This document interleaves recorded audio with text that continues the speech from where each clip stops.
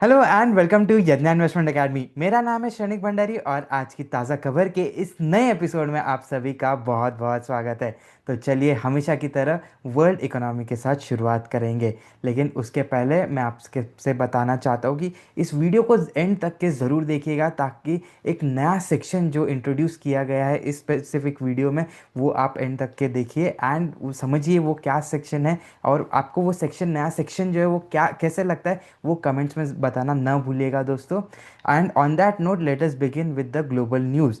सो सबसे बड़ी news apart from the US tariffs that has been coming is regarding Novo Nordisk. So Novo Nordisk ये एक pharmaceutical company है। So and इस company का stock लगभग 16% से गिरा। सो ये कितनी बड़ी कंपनी है, ये इम्पैक्ट क्यों इतना बड़ा है, इसके समझने के लिए हम इंडियन मार्केट्स का एक एग्जांपल लेते हैं। इंडियन मार्केट्स की जो सबसे बड़ी कंपनी आप सभी जानते हैं that is Reliance industries. So Reliance industries is रफली अराउंड 19 लाख करोड़। उतनी ही बड़ी ये कंपनी हुआ करती थी परसों तक के। लेकिन कल इस कंपनी का स्टॉक 15 से 16% से गिरा है। सो इमेजिन रिलायंस इंडस्ट्रीज जैसी उतनी बड़ी कंपनी का स्टॉक 15-16% गिरना, यानी कि एक बहुत बड़ा मार्केट कैप में इरोजन देखने को मिला है।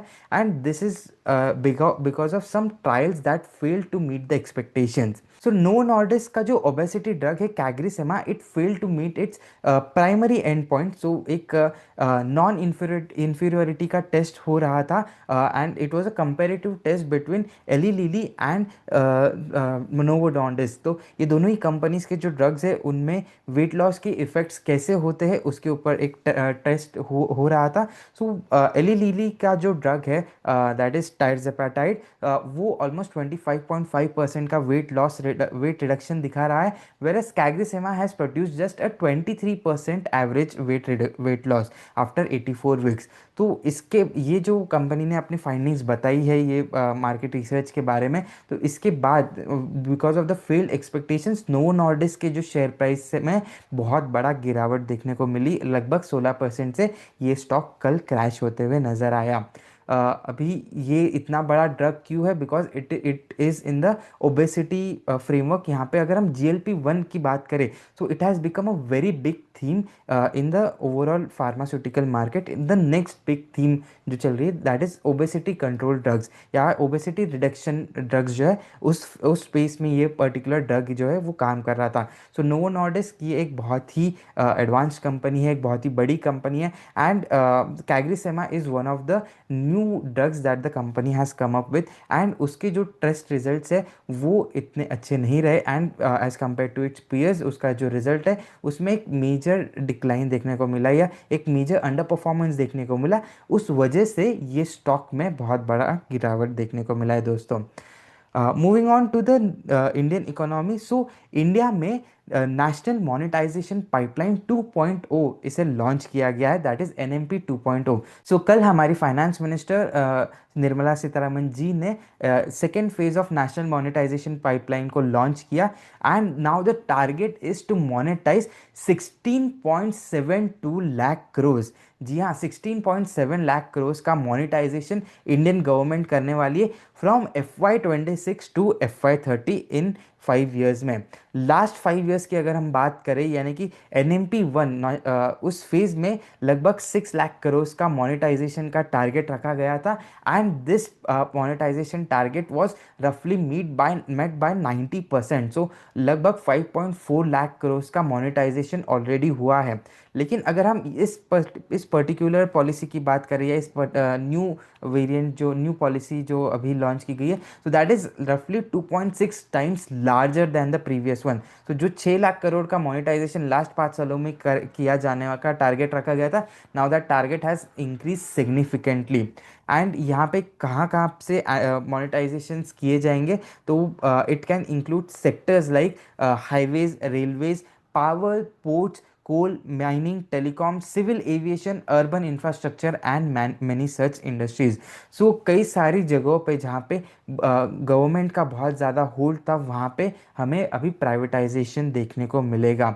सो ये जो NMP का जो ओवरऑल फ्रेमवर्क है जहाँ 16.7 लाख करोड़ का, उसमें 5.8 lakh crore is including the private sector investment that is already planned, and उसके अलावा कुछ प्राइवेटाइजेशन पब्लिक इंफ्रास्ट्रक्चर्स के वैल्यू अनलॉकिंग भी गवर्नमेंट सीख कर रही है.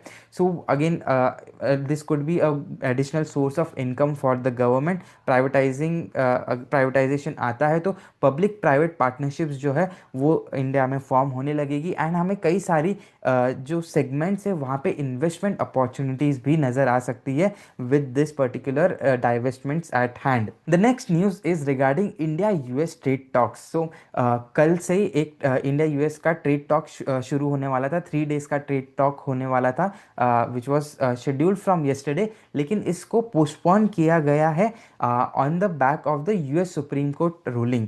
सो जो यूएस के सुप्रीम कोर्ट ने ट्रम्प टैरिफ्स के अगेंस्ट रूलिंग दी थी, तो उसके बाद यहाँ पे नए टैरिफ्स लाए गए. आप लोगों ने ये कल भी न्यूज़ में सुना होगा गौरव सर से कि जो टैरिफ्स है वो सुप्रीम कोर्ट ने इलीगल ऐसे करार कर दिए गए, एंड उसके बाद डोनाल्ड ट्रम्प ने दूसरे लॉ के अंदर ग्लोबल टैरिफ्स को 10% से बढ़ाकर 15% पर लाया है. तो इसके बाद ये जो डायनामिक सिचुएशन हो चुकी है, इसके बाद इंडिया ने एक फर्म स्टांस यहाँ पर रखा है कि इंडिया के जो 18% के टैरिफ है, जो 50% से घटा करके 18% पे लाए गए थे under the India US trade deal, इसके ऊपर रीवर्क करना पड़ सकता है. So India is now evaluating it's stance कि ये जो 18% है क्या ये एक्चुअली बेनिफिशियल है या फिर हमें और बेटर टर्म्स चाहिए. सो इसके रिगार्डिंग जो ट्रेड टॉक्स है वो जो होने वाले थे, जो शेड्यूल थे, उसको अभी स्थगित किया गया है, एंड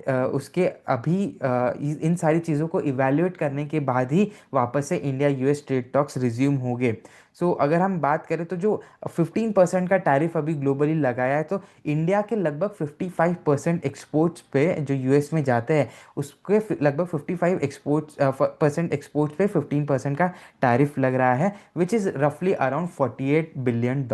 स्टॉक स्पेसिफिक न्यूज़ के बारे में बात करेंगे. सबसे पहले एक मॉडल पोर्टफोलियो स्टॉक की न्यूज़ है, that is Bharti Airtel limited.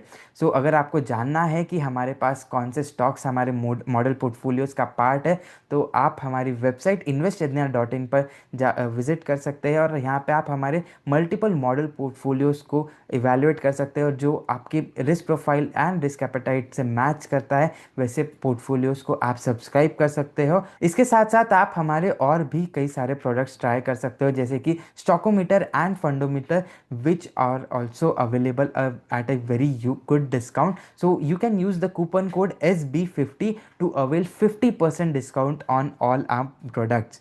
So on this note, let us begin with the stock specific news. Bharti Airtel के बारे में हम बात कर रहे थे. Bharti Airtel has announced an investment of rupees 20,000 crores in an NBFC arm to scale its digital lending. So Airtel money ये already एक बिजनेस भारतीय एयरटेल का चल रहा था. Now this business has received approval from the Reserve Bank of India to operate as an NBFC. So NBFC का licence यहाँ पे Airtel money limited को मिल चुका है. So Airtel money is basically ये जो एनबीएफसी रहेगी, इसमें भारतीय एयरटेल का 70% स्टेक है और भारतीय एंटरप्राइजेस का 30% का स्टेक रहेगा. सो ओवरऑल भारतीय ग्रुप में ही रहेगी ये एनबीएफसी. एंड जो एयरटेल मनी का जो ऑलरेडी एक अच्छा खासा बिजनेस यहाँ पे ऑलरेडी सेटअप हुआ था under the lending service provider platform as a lending service provider, जहाँ पे उन्होंने already 9,000 crore rupees already disbursed है, उसको भी इस एनबीएफसी में मर्ज किया जाएगा ये बिजनेस को. एंड एडिशनली 20,000 करोड़ का इन्वेस्टमेंट इस नई एनबीएफसी में आने वाला है. सो अगेन यहाँ पे और बहुत ज़्यादा बिजनेस डिटेल्स अभी तक के आई नहीं है, यहाँ पे सिर्फ अनाउंसमेंट किया गया है. एंड कंपनी के जो वाइस चेयरमैन है श्री गोपाल विट्टल जी ने, उन्होंने बताया कि this is a new expansionary strategy that the company is operating focusing on. So NBFC का लाइसेंस मिला है जो on 13th February, and now the company will be focusing on expanding this business because India का जो credit growth है वहाँ पे एक बहुत बड़ा अपॉर्चुनिटी यहाँ पे भारतीय एयरटेल के बिजनेस पर्सनल्स को नज़र आ रहा है. The next news is regarding Godrej properties. Company ने थाने के प्रोजेक्ट के लिए एक जेडी एक साइन किया है। JD that is joint development agreement has been signed by Godrej properties, and ये एग्रीमेंट है for an 18 crore land parcel in Thane. So Thane एक डेवलपिंग रीजन है। यहाँ पे गोदरेज प्रॉपर्टीज़ के ऑलरेडी 3 प्रोजेक्ट्स पे ये कंपनी ऑलरेडी काम कर रही है, and this new project will give them an opportunity to unlock a revenue potential of 7,500 crore. तो 7,500 करोड़ का रेवेन्यूज यहाँ पे इस प्रोजेक्ट से कंपनी को मिल सकते हैं। सो ये जो जेडी होता है, ये क्या होता है एक्चुअली, जो एक लैंड ओनर होता है वो एक डेवलपर यानी कि गोदरेज प्रॉपर्टीज जैसी किसी कंपनी के साथ एग्रीमेंट करता है कि मैं अपना लैंड आपको देता हूँ, आप इस पर डेवलप करो, and on the basis of some either revenue sharing और यूनिट शेयरिंग बेसिस पर जो लैंड ओनर है उसको कॉम्पेंसेट किया जाता है। या तो इन इन दिस पर्टिकुलर एग्रीमेंट यहाँ पे गोदरेज प्रॉपर्टीज़ को इस जो लैंड पार्सल है उस पर एक नया प्रोजेक्ट लॉन्च करने का अनुमति दी जाती है from the land owners perspective. The next news is regarding Ola electric. So first I want to clarify, this is just a news. यहाँ पे कंपनी ने ऑफिशियली कोई स्टेटमेंट नहीं किया है, but now there are news in the markets roaming that Ola Electric is now going to reduce its retail footprint to 550 stores. So लगभग 4,000 stores का nationwide stores का एम्बिशन यहाँ पे रखा गया था, लेकिन अभी इसे घटा करके 550 स्टोर्स पर कंपनी आने वाली है, ऐसी बातें चल रही है। So the company has already shut down 700 stores as part of its broader business structuring. So एक स्ट्रक्चरल रीसेट का नाम दिया गया है, जिसके अंडर कंपनी ने ऑलरेडी कई सारे स्टोर्स रिड्यूस कर दिए हैं। सो कंपनी का कहना है कि जो सेल्स का डिक्लाइन है, इसके साथ साथ जो मार्केट शेयर का डिक्लाइन है, एंड जो ऑपरेशनल चैलेंजेस है, इन सभी के वजह से कंपनी डाउनसाइज करना चाहती है खुद को, एंड इफ़िशियंसी पर ज़्यादा फोकस करना चाहेगी।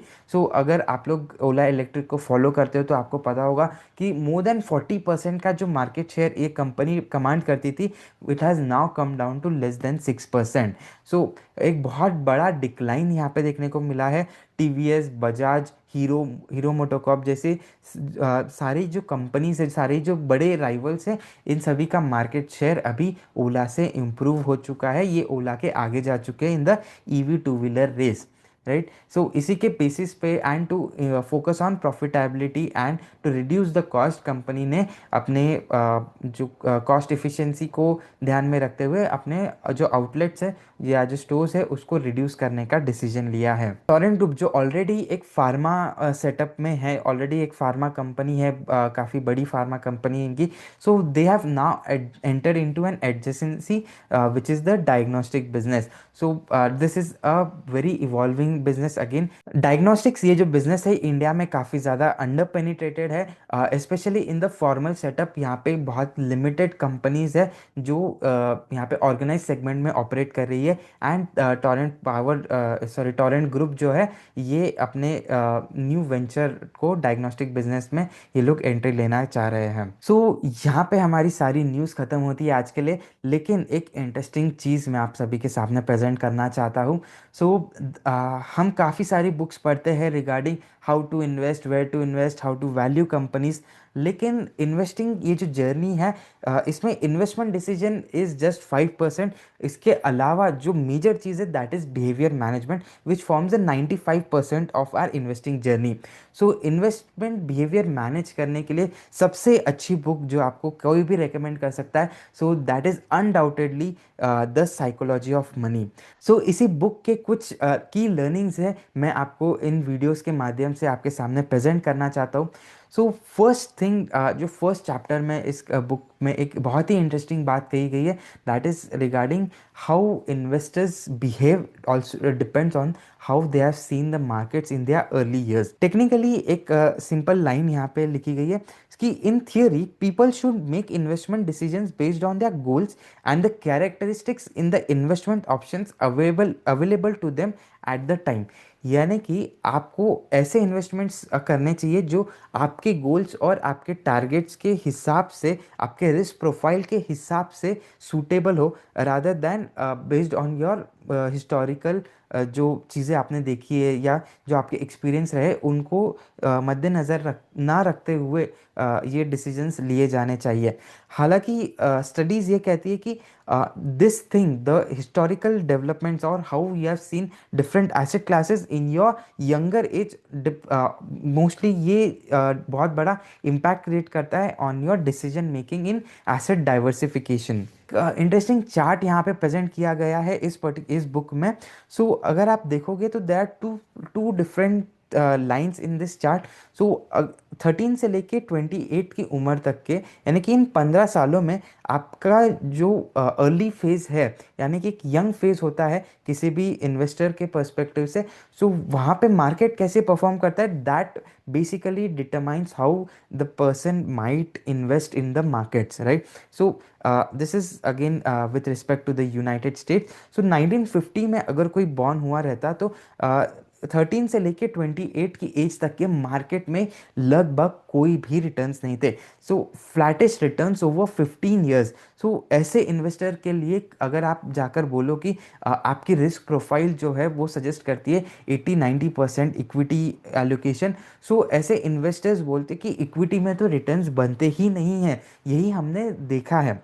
वेरएज वहीं अगर हम 1970 बॉर्न लोगों की बात करें तो वहाँ पे जो इन्फ्लेशन एडजस्ट करके भी अगर हम रिटर्न्स देखते हैं तो लगभग 10x का रिटर्न यहाँ पे दिया मिला है इन द मार्केट। सो एक बहुत ही बड़ा, बहुत ही क्रेजी रैली यहाँ पे देखने को मिला है।